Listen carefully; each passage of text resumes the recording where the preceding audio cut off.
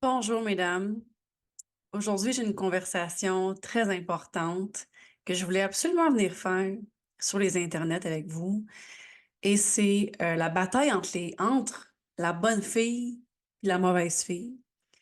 Parce que ces deux archétypes-là vivent en nous et malheureusement, on sait pas comment les utiliser. Puis on les sort au mauvais moment. Donc, avec ce petit mini training-là d'une dizaine de minutes, j'espère que ça va venir te travailler en dedans, du moins, c'est mon intention, pour que justement tu te dises, ah, est-ce que j'ai comme du travail interne à faire? Est-ce que ces archétypes-là sont-ils mes alliés? Donc, on pourra partir à une conversation par la suite dans les commentaires. Donc, la bataille entre la bonne fille et la mauvaise fille. Ce que je veux emmener comme conversation aujourd'hui, c'est que vraiment on puisse prendre ces parties-là dans nous, puis vraiment les intégrer, puis les incarner complètement pour les sortir au bon moment. Le côté toxique de la bonne fille, ce serait la people pleaser, par exemple. La people pleaser qui s'oublie tellement, là, puis qui fait tout pour l'autre, puis qui va finir par se transformer en victime parce que justement, tabarouette, que la vie est difficile, puis que tout lui arrive, puis pourquoi les gens ne comprennent pas par eux-mêmes, puis qu'elle met en fait la responsabilité sur les autres du fait qu'elle n'a pas de barrière avec elle-même. Ce serait le côté toxique de la bonne fille. Celle qui veut pas déplaire, puis qu'un moment donné en a assez et explose et devienne en fait la bad girl par la suite. Le côté toxique de la bad girl, pour moi, c'est le côté passif-agressif. Donc, de dire, bon ben, si c'est comme ça, je parle pas à personne. Vous savez, les espèces de comportements très adolescents de la passive-agressive qui est probablement gelée dans le temps, qui a probablement beaucoup de traumas de pas régler, et c'est ces traumas qui parlent. C'est les traumas qui parlent, elle devient passive-agressive, elle ne peut même pas s'assumer pleinement, mais nous, on ne fait pas ça. Et vous savez, ce qui fait partie aussi du côté toxique de la mauvaise fille, c'est justement celle qui devient le bourreau de la victime. Puis, elle était victime quand elle était people pleaser. Puis là, à un moment donné, elle explose, elle devient bourreau, elle dit des choses qui blessent, et ensuite de ça, elle redevient victime en disant, oui, mais là, quelque chose m'a mis à bout, et j'ai réagi de même, et c'est pas de ma faute. Donc, souvent, la victime, elle se met elle-même dans cette place de victime-là. Et nous, c'est pas nous, ça. Parce que nous, on travaille sur nous. Et je vais justement parler du fait d'intégrer complètement ces archétypes-là en dedans de nous pour les sortir au bon moment. Moi, j'aime bien partir de la base. J'aime partir de la base parce que quand on se connaît vraiment bien, qu'on a intégré notre beau, notre moins beau, notre laid, ben, on est pas mal plus assumé.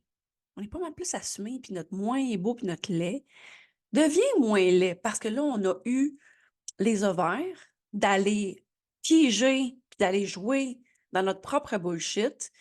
Donc, qu'est-ce qui arrive quand quelque chose qui est dans l'ombre est mis en lumière?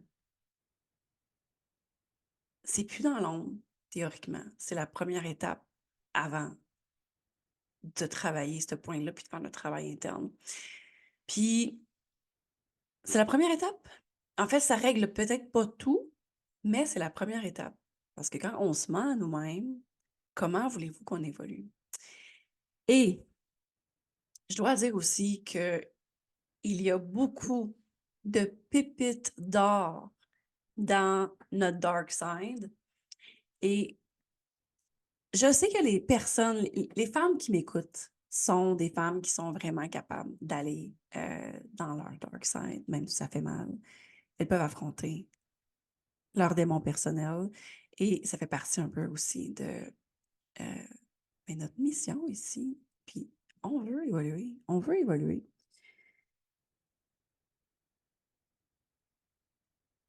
Dans, dans le côté bad girl, il y a un peu la rebelle, mais la rebelle qui sort pas au bon moment, qui va pas utiliser sa rébellion pour les bonnes affaires. Par exemple, mettons que tu veux te remettre en forme, puis que tu prends un coach, un entraîneur, peu importe, qui te fait un plan alimentaire, ou tu sais, bon. Puis à un moment donné, tu en as assez, puis tu décides, la rebelle en dedans de toi, là, elle se réveille, puis elle dit, moi, je veux pas me faire dire quoi faire. Ça me tente pas de suivre ça. Ça me tente plus. Donc là vient aussi une façon de se saboter, évidemment. Mais cette rebelle-là ne sort pas au bon moment. Il faut en fait être capable de, si tu veux pleinement te dire, moi, je veux être capable de manger tout ce que je veux, bien, il faut que tu sois capable d'assumer que peut-être tu vas avoir 15 livres de plus sur ton corps, mais tu dois tellement l'assumer que tu sois autant en confiance dans ta peau puis à l'aise dans ton corps que si tu n'avais pas ce 15 livres-là. Mais le problème, c'est que si ta rebelle sort pour t'empêcher de suivre une ligne directrice puis d'avoir une certaine structure, parce que tu ne veux pas de structure, tu es rebelle, bon ben, malheureusement, si jamais tu fais ta rebelle, tu te dis, moi, je veux pas qu'on me dise quoi faire, je veux manger ce que je veux, puis qu'en même temps, tu n'es pas à l'aise avec les conséquences et tu ne te... C'est quoi le mot que je cherche? Tu t'assumes pas pleinement, ben, tu n'intègres pas ta rebelle en dedans de toi. En fait, c'est un petit côté dark que peut-être que tu vas devoir aller jouer dedans si tu veux vraiment euh, utiliser ta rebelle au bon moment. Parce que ça, c'est pas un bon moment pour l'utiliser. Il y a aussi, il y a aussi celle qui va dire, admettons, dans la même lignée de pensée, celle qui va dire, elle veut sortir son côté wild. Tu sais, c'est populaire dernièrement, là, le, c'est populaire, là, le dark féminine, le côté wild féminine. C'est très, très mainstream maintenant. Puis, ce qui est super cool.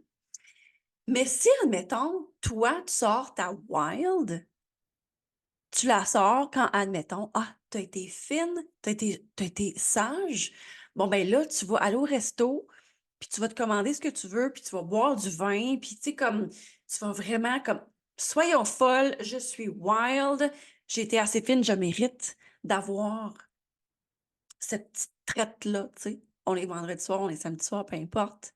Fait que, vivons grand, vivons wild. Ben, ce côté wild-là, tu l'utilises pas de la bonne façon. Parce que tu l'utilises en fait contre toi. Parce que si tu voulais vraiment utiliser ta rébellion puis ton côté wild, ben, tu prendrais ta meilleure amie, tu lui ferais un coup au téléphone, euh, tu photocopierais tes fesses sur le photocopieur. Je sais pas, tu sais, quelque chose qui fait vraiment wild et pas quelque chose qui va te nuire, qui va nuire tes résultats, qui va vraiment aller contre la structure que tu t'étais donnée. Et là, en fait, c'est pire parce que tu te fais plus confiance après, tu sais, tu dis: «Ah, je vais suivre une ligne directrice, j'ai un but à atteindre, donc voici mes étapes pour y arriver». Puis là, à un moment donné, ben là, tu as ces espèces d'archétypes-là qui sortent en toi, là, tu sais, ta rebelle, ta wild, puis tu les fais pas vivre de la bonne façon, tu les fais pas vivre au bon moment. Donc, c'est de ça qu'on parle aujourd'hui. Le problème, c'est qu'on se ment à nous-mêmes bien trop souvent. Puis si au moins peut-être même que juste d'en discuter comme ça avec moi, tu sais, j'apprends rien, là. J'invente pas le bouton à 4 roues, là. Mais peut-être que de dire ça, tu te dis: «Oh! Ah ouais, hein? Ah, c'est vrai, je fais ça. Ouais, je fais ça». Puis tu sais quoi? Je vais aller plus loin. Je vais aller plus loin encore aussi. des fois, la bonne fille ou la mauvaise fille, la bad girl, puis elle veut protéger la good girl. Puis elle va mettre une espèce de carapace ou une armure. Par exemple, euh, quand je suis tombée célibataire, euh, j'étais dégoûtée, mais vraiment dégoûtée de ce qui venait de se passer. Puis, sans rentrer dans les détails, évidemment, j'ai voulu vraiment me protéger puis protéger mon cœur. Donc, j'ai fermé mon cœur littéralement. Puis, ce que j'ai fait, c'est que je me suis mis une armure.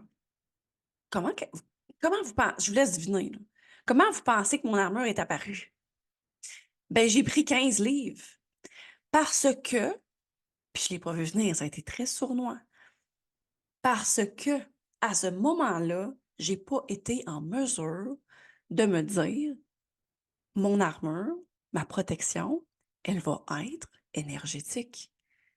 Il a fallu que je la fasse physique avec de la graisse au lieu que ce soit énergétique.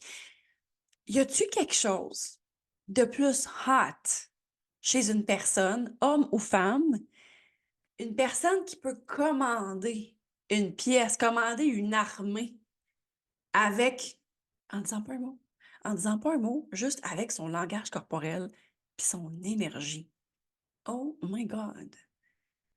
Mais ça, on peut le faire. Tout le monde peut le faire.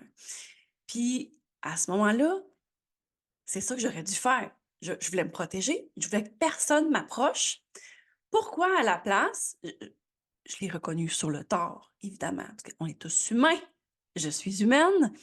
Et à la place, je me suis réveillée avec 15 livres en trop. Je ne me suis pas aperçue de rien. Donc, au lieu de me protéger physiquement avec une carapace, pour être certaine de ne pas me faire approcher, j'aurais très bien pu, juste avec mon énergie, commander, je ne suis pas disponible. Je peux être dans mon hotness et continuer à être super hot, travailler sur moi, mentalement, physiquement, spirituellement, mais avec mon énergie commandée que je ne suis pas intéressée. C'est drôle, des fois, le subconscient, comment il peut fonctionner, mais ce qui est important, c'est de s'en rendre compte. Parce que je ne suis pas mieux qu'une personne autre que vous, tu sais. Fait que, évidemment, moi aussi, je vois ma bullshit des fois après, après coup. Mais bon, on travaille ensemble pour justement éviter que ça arrive. Donc, vous savez, moi, c'est extrêmement important pour moi de travailler les fondations. Parce qu'avant d'évoluer, puis de mettre un autre étage à notre maison, tu sais, nous, mettons, on veut vivre au penthouse. On veut vivre au penthouse, on a des grands rêves, mais peut-être que dans la cave, tu as de l'eau, les fondations sont craquées, puis il y a des rats. Comme, c'est peut-être bien de revisiter un peu, puis de comme solidifier la fondation, de, d'enlever les craques de la fondation, d'enlever l'eau de la cave, de de se débarrasser des rats qui sont dans la cave, puis de partir sur des bonnes bases, puis de construire à partir de là. Ça, pour moi, c'est le début, c'est le module d'introduction de Maison Close, qui est mon programme signature, qui commence le 17 avril. Je ne sais pas quelle date tu vas voir cette vidéo-là, mais de toute façon, c'est correct, c'est un ongoing. Il y a, il y a du contenu, il y a du contenu à regarder toujours, préenregistré, mais aussi avec des coachings, évidemment, de groupe, en Zoom. Bon, ben, tu sais, pour celles qui me connaissent, qui savent que je trouve important l'énergie, l'énergétique dans la guérison, puis l'énergétique, le sexe tantrique, euh, puis c'est avec une bonne fondation qu'on peut se propulser plus loin, mesdames. Puis, parce que, tu sais, vous savez, je l'ai déjà dit, Je le répète.